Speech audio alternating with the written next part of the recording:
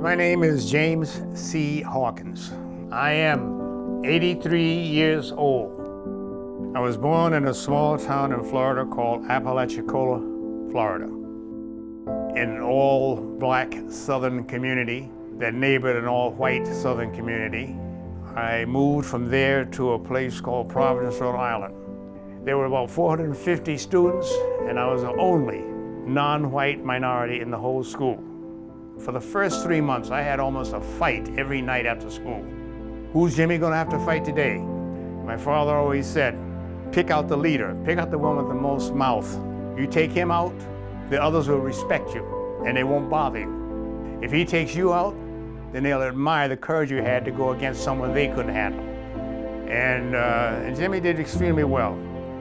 There was a scholarship given to the top boy and a scholarship given to the top girl. I got the boys' scholarship. A lot of families, parents resented that. In fact, everything they told me I couldn't do, that became my goal to do. At MIT and being across the river from Boston University, there was a fellow I met that I used to see quite a bit, going to school at Martin Luther King, taking his religious training. If you were a civil rights crusader, you had to be qualified to be that. And I've been to this lunch counter in Greensboro, I've been there many times.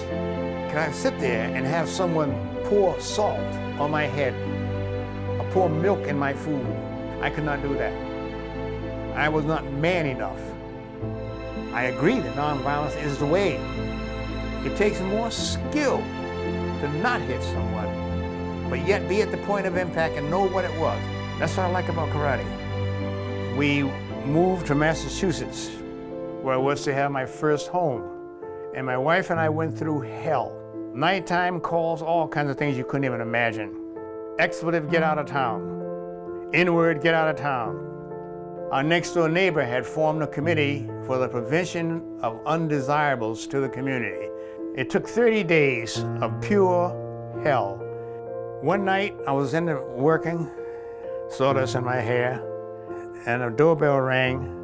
A man came to the door, and he said, I am the one who beat a lot of the calls to you, who organized committees to stop you from coming into this area.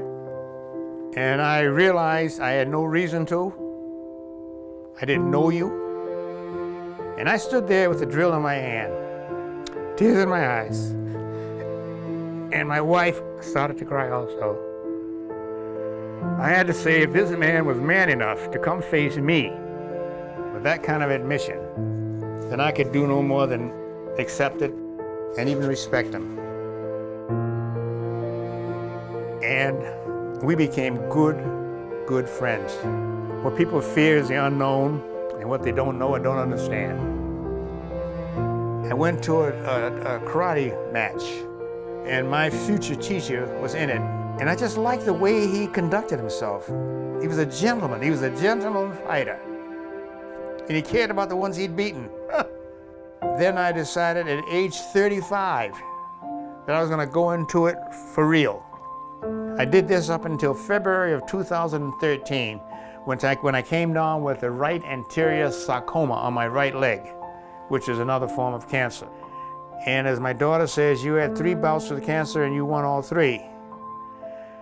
I guess I did. A